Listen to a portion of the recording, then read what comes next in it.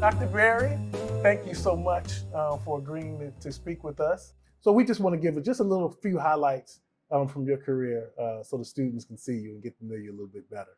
Okay. So you were born and raised in Tennessee? Nashville, Tennessee. Nashville, yeah. Tennessee. You went to Fisk University? I went for a year, and then I went to Howard. Then went to Howard. Graduated from Howard. Graduated from Howard University.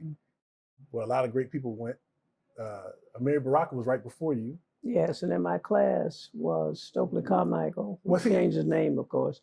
We were all philosophy majors, Stokely, Ackland Lynch, Colin Cox and us, and they called us the nerds. Oh, wow. Because we walked around with backpacks that the guy who taught us, the professor, he had one of those little backpacks, so everybody got backpacks. But they all, they changed names and all that, in the civil rights movement, but they were part of mine. And then I changed over to history, and I became a history graduate student. Met a wonderful fellow named John Blassingame, who wrote The Slave Community, who became my lifelong friend. And his family are still friends of mine, though he passed early. So I was at Howard. I had Rayford Logan, who taught me all about of Haiti and the United States and Haiti and what they did to the Haitians. I learned all that very early. Elsie Lewis, History of the South, all the great people at. Was Toni Morrison teaching? Toni was teaching there too. She didn't teach me, but she was in the English department when I was there. So it was a great time. Did philosophy with some wonderful people. And then I became a philosophy major because I was a nerd. And I had been a science major. I did all the sciences, and then I got sick of them. And then I'm glad I did them because it gave me a perspective on things. So I can see the world from lots of different. Went to Michigan, and my professors at Howard encouraged me to go. They didn't know the guy they wanted me to work with retired the year I got that, but that was okay. And I discovered legal history. I discovered law and history and how you hadn't it comes thought together. About it before. I hadn't thought about that. I was thinking about Black folks in the South and the whatever, and I was still thinking about it, but I hadn't thought about it from a legal history perspective, like looking at the law and trying. So then I did law and history at Michigan. I also became in the anti-war movement, anti-Vietnam War. So people won't know which war. And I also lied my way into making the Defense Department think I was a reporter, because that was the only way you could go there. And I was like Ta-Nehisi. I wanted to go and see what these people were doing. So they told me, if you're a reporter and you got 300,000 subscribers, we'll give you credentials. So I went around to all the little towns, got all these people to say I was their war correspondent. They said, we don't have any money, but hey, if you want to write some stuff for us and find a hometown. So I did that, and I went to Vietnam. Wow. And all the real reporters laughed at me at first because they said, what are you? They know you weren't a reporter. I told them, I said, I'm here, I'm going to report, but I've never been a reporter. I'm a student, graduate student. And so I was everywhere in Vietnam, from the bloodiest places to the most traumatic things that you can imagine. Were you afraid? No, I was too young to be afraid. Okay. See, and I didn't tell my family I was going. Otherwise, they would have kidnapped me and took me home. Said, you can't, why, you a fool? They didn't know till I got back. And so I did that. I came back and I went to law school at Michigan and finished, met some good people who became good friends for their lives. They're all gone now. Right. And then I became a professor at a couple of places. Couldn't get a job at first. My major professor, they were all white, said, I don't know what we're going to do to get you a job, because white universities don't hire people like you. You're smart and everything. You've done all this work. And luckily, a white guy up in northern Michigan got me a job at Central Michigan University. Nice guy who was a graduate student. I got started. And then John Blassingame, when the Black student movement came along and they wanted him, he was at University of Maryland. And they were trying to teach, set up some kind of Black program because the students were raising hell.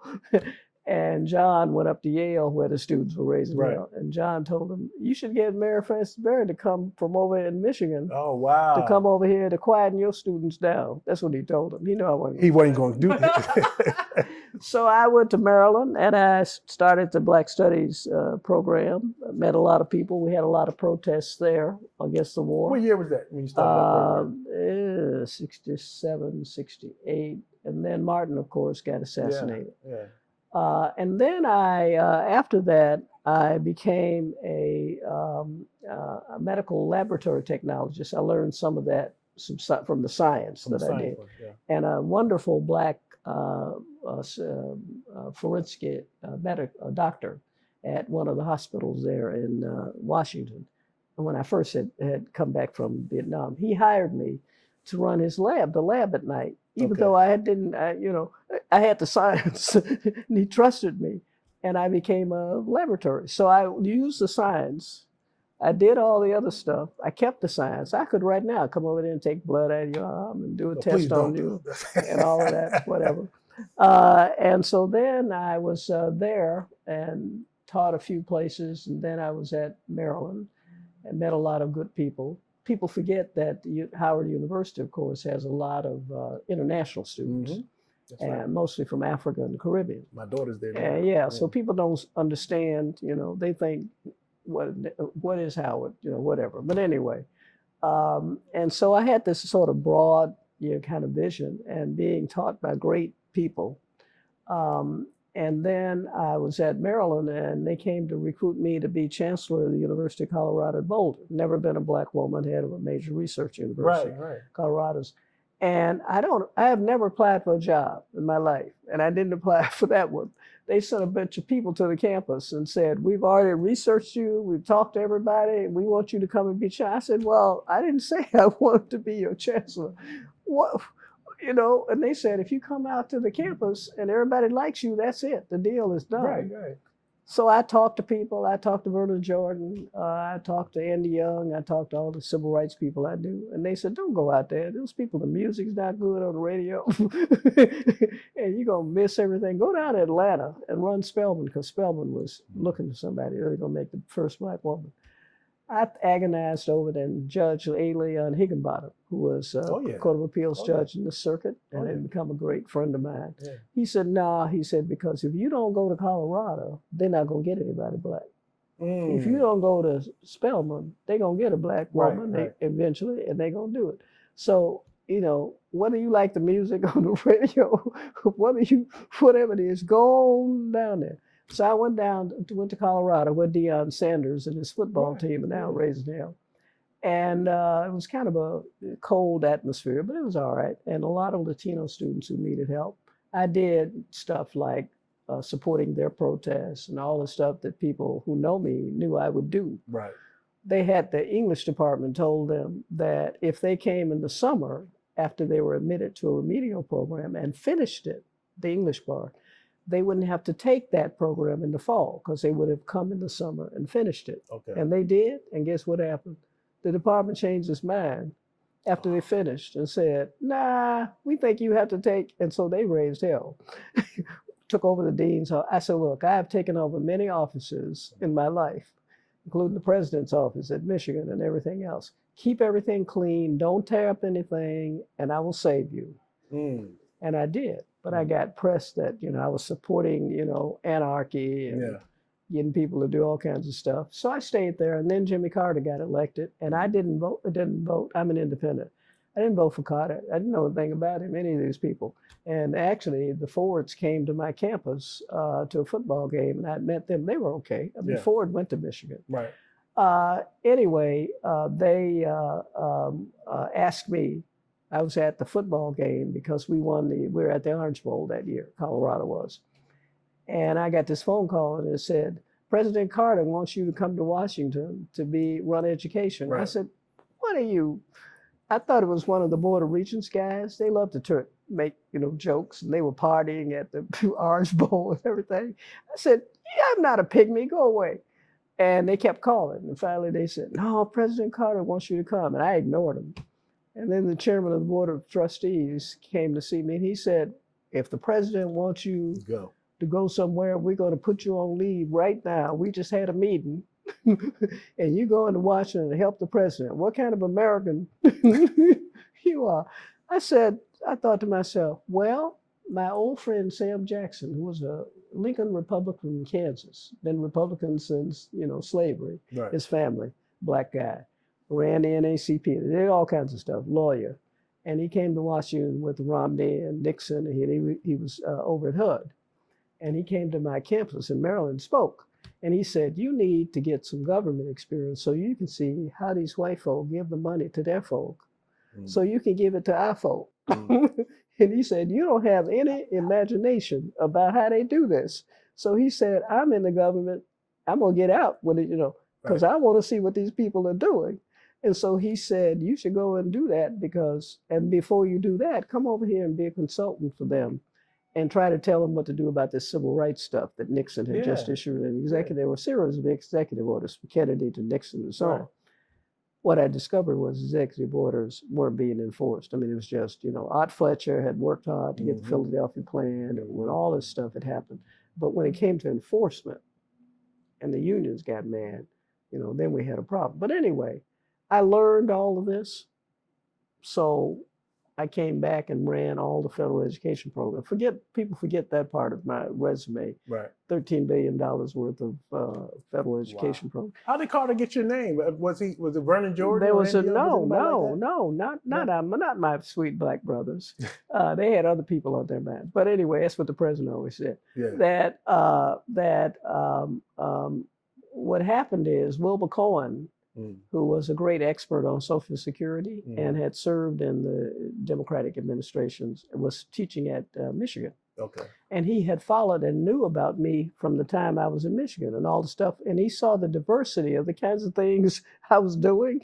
Every time he looked up, I was doing that. And I would skate ahead and figure out that. And he was just so impressed. He never told me.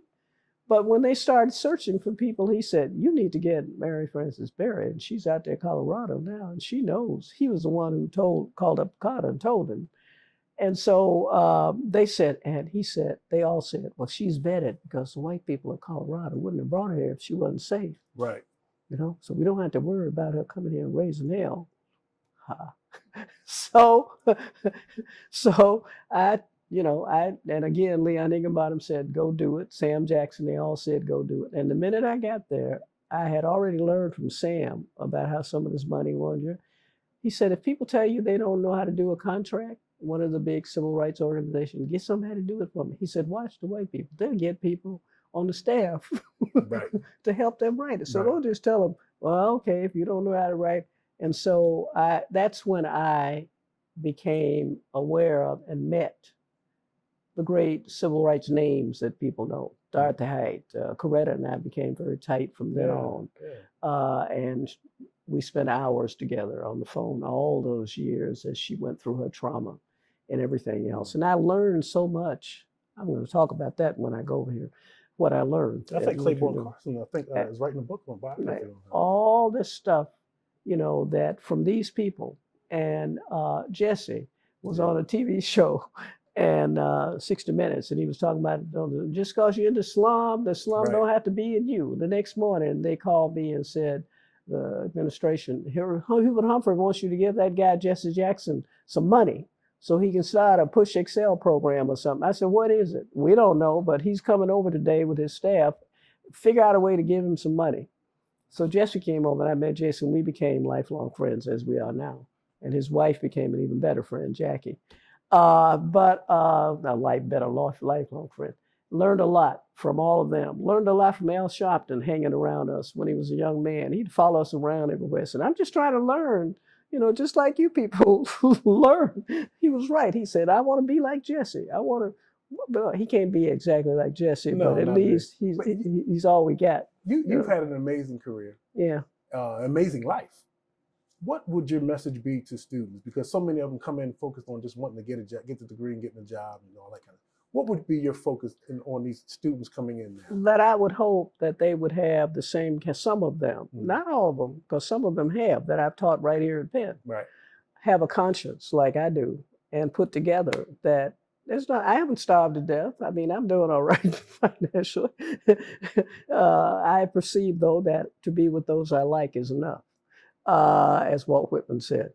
But in any case, have a goal, have something that you seriously think needs to be done for the public, for those who need, the way you can change, we need people who are change agents, Right. who can figure out how to do stuff without themselves. I mean, I've got enough attacks and all that stuff in my life. My high school teacher, who I was a friend all my life, she used to say, Mary Frances, remember that when you're in limelight, you make a good target. She was right. Mm-hmm. So you get targeted, but you have to be able to stand and you have to be able to manage. I mean, I got tenure. Once I got, one of the things I said, I'm going to get tenure as a professor. Leon said, yeah. I said, yeah, because once you get tenure, if you do cut all, do all these things that people tell you to do, then you get some protection from people beating up on you because you did this and that. Right. So I did it. They couldn't say that I didn't do whatever it was. Matter of fact, I wrote more than anybody in every department I was in. Still writing. Yeah. But so I would hope that somebody, somewhere, because I always say, and people get tired of me saying it, each generation must, make a dent in the wall of injustice. That's right. And somebody's got to do it.